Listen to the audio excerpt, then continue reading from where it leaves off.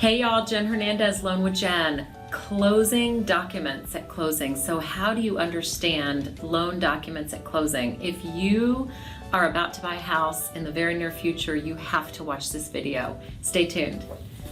Okay, we're back. So this is a longer video than I normally do. It's super important. In fact, I've got my cheat pages right here in front of me, so you'll see me looking down. But it's so overwhelming buying a house, whether it's your first time or your 10th time, but not to worry. This video is going to lay out the very most important bullet points that you need. We're not going to go over every document, but I'm going to hit the main documents so that you can just recognize, okay? So the main documents we're going to go over is the closing disclosure, the note, and the deed of trust, and then there's some ancillary documents as well. So let's start with the basics.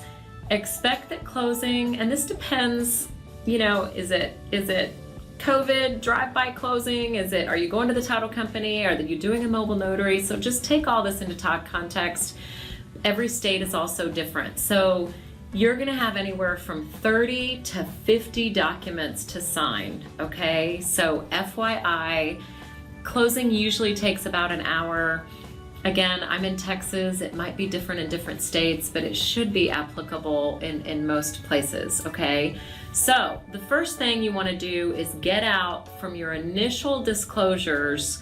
You want to have handy the loan estimate.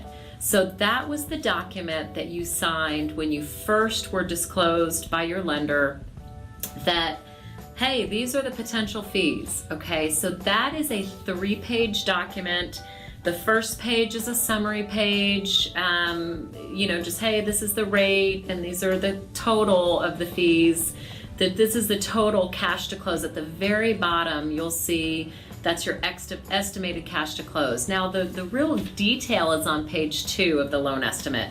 So you want to have that handy because you want to compare that to what is the final closing. So 3 days before closing, every state, it doesn't matter, you have to receive something called a closing disclosure. So you are gonna receive that from your lender. You cannot close without receiving this if you're getting a loan, and it must be signed by you. Usually it's DocuSign. We're doing DocuSign with almost everybody, but it is signed prior, 3 days prior, so you pretty much know what your cash to close is. There can be some changes, some little changes, in prorations in that 3-day period. So beware. The closing disclosure you receive 3 days before might not be the final one, but it's pretty accurate. So talk to your lender about that for sure.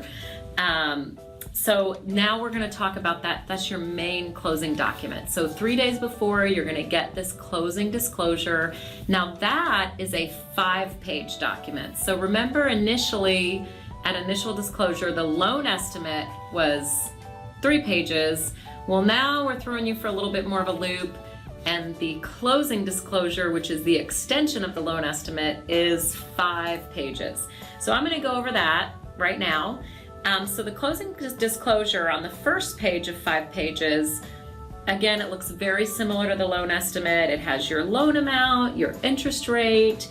Going down a little bit to the middle, it talks about whether or not there's a prepayment penalty. And again, this is going to almost identically match the format of that loan estimate, okay? And at the very bottom, it's going to talk about your cash to close. Now, the detail in the cash to close is really in that summary page on page 2. And again, this page 2 is similar to the loan estimate, okay? So page 2, the left-hand side, you've got the borrower column, and then there's some seller possible paid things on the right-hand side. But on the left column, it says borrower paid, and you're gonna literally go down.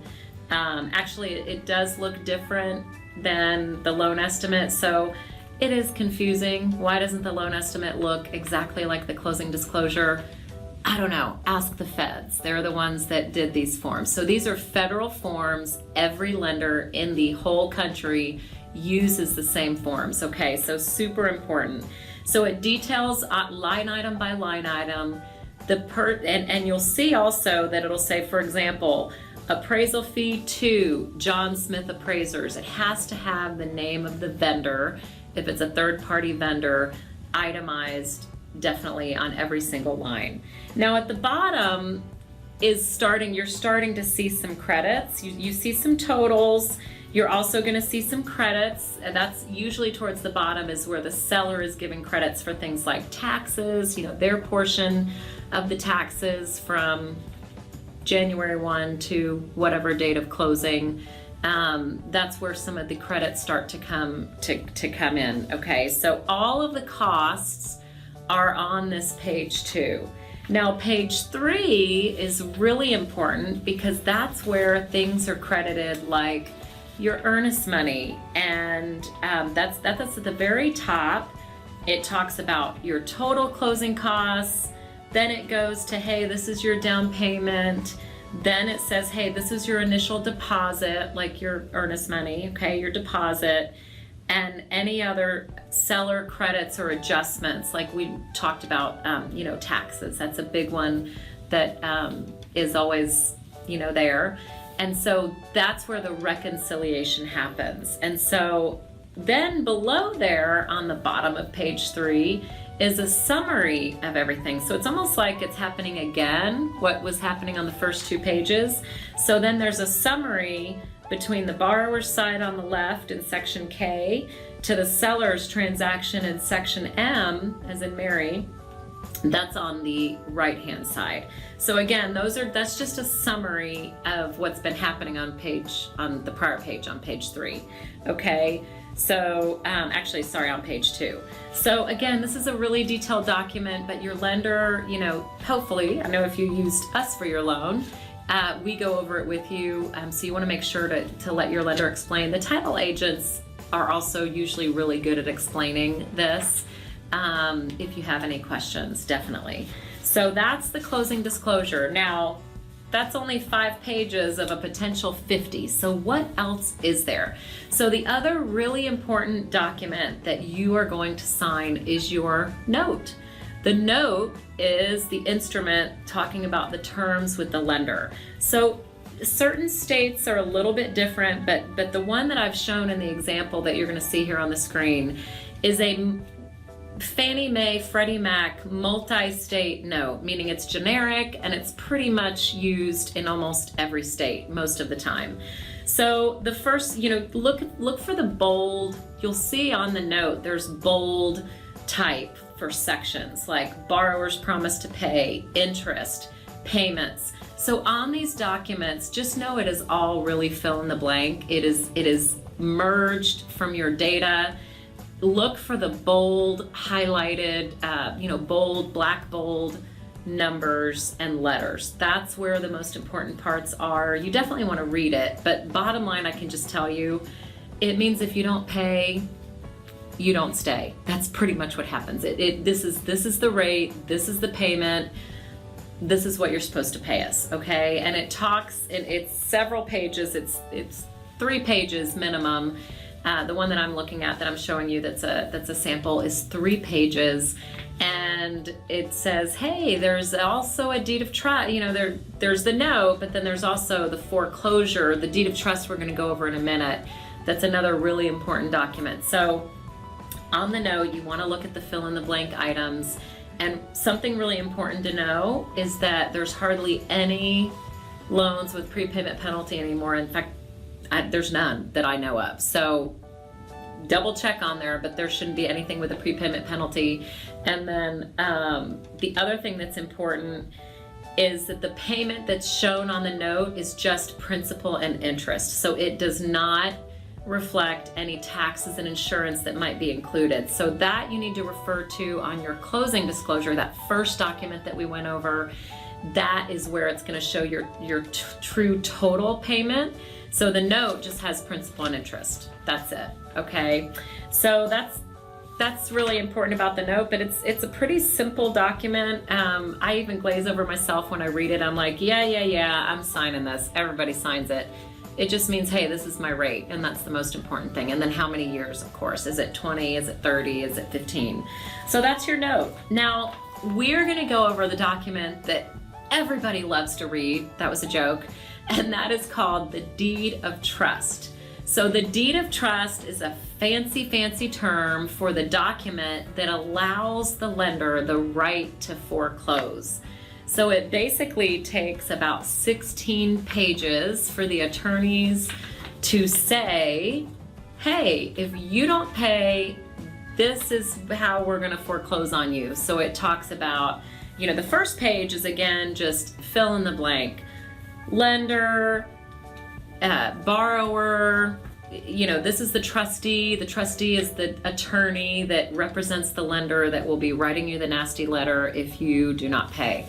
So hopefully this document is never going to apply to you, but sometimes it does. So this is the document. It's recorded at the county courthouse of the county that you're purchasing in. So it is public record, and it's public record. So it's archived in stone, and this is the foreclosure document, or this is the document that accelerates if you don't meet the terms of the note. This accelerates the terms of the loan and allows the lender to foreclose. Now, every state has different notices and notice periods that have to happen, so I'm not going to talk about that. But again, every state, some states are faster than others, some states are more cumbersome than others to foreclose. But this deed of trust document is the one that allows them to do that. Okay, so again, it's 16 pages. At the very end, you'll notice that it's notarized, set in stone by the title company, okay, and it's recorded.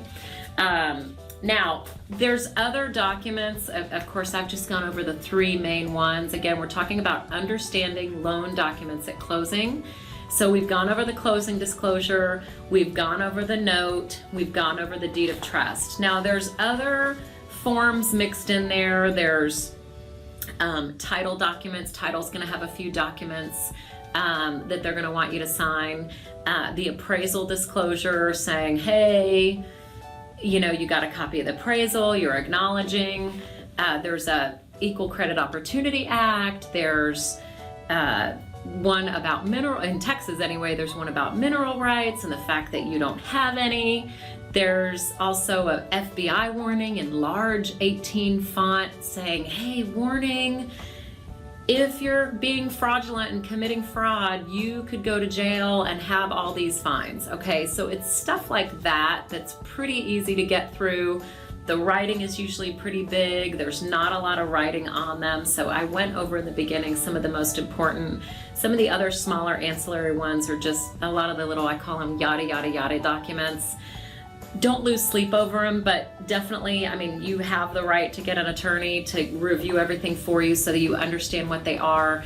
Ask the lender if you want to read everything, which, definitely is great, then get the lender to give you a copy before. You really won't be able to read it at closing. You'll feel a lot of pressure. The title agent's looking at you, the realtor's looking at you, the attorney, whoever's present. So you want to make sure that if you do want to read everything, that you go ahead and make sure you get the copy the several days before, that everything is ready from the lender. Okay, so again, it's about an hour, 30 to 50 pages depending on the lender. Some lenders have more ancillary documents than others. I hope that you've gotten a lot of good talking points on this video. Good luck with your transaction. If you know someone in Texas buying a house, refer them to Loan with Jen. Like, share, and subscribe. Talk to you soon.